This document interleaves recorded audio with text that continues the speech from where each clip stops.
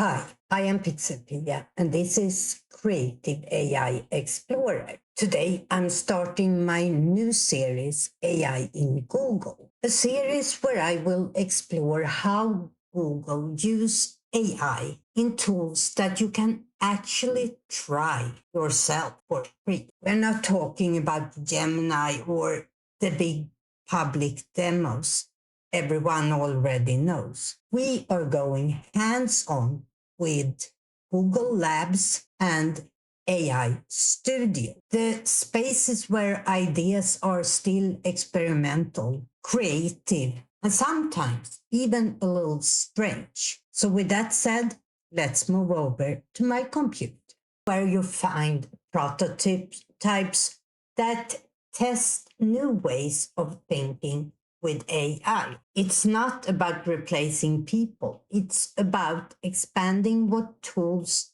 can do when you bring creative data and design together. And here we see their different experiments, like creating music, Flow, where you find VO3, Stitch, where you can create images into desktop or mobile UI designs, and so much more. And Whisk is one of the first tools we are going to play with. Whisk is a new experimental tool that lets you use images as prompt to visualize your ideas and tell your story. And it creates both images and animations.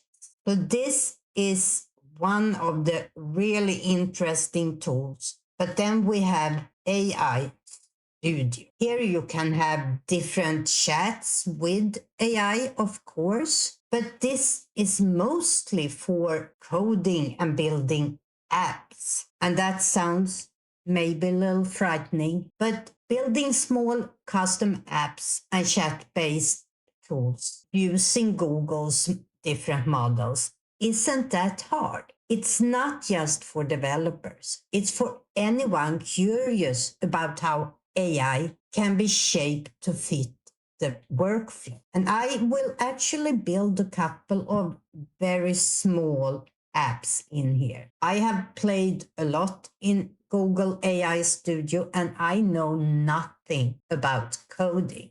So don't let that part frighten. But we will return to Google AI Studio later on in this series. And I hope if you are curious about all of this, that you will subscribe and hit the little bell so you get notified on when I upload. The goal of this series is not to review and rank AI tools. It's not to create tutorials. It's to explore what happens when big tech like Google builds creative sandboxes instead of polished products. Some things will work beautifully, others won't. That's part of the process, and that's what makes it interesting.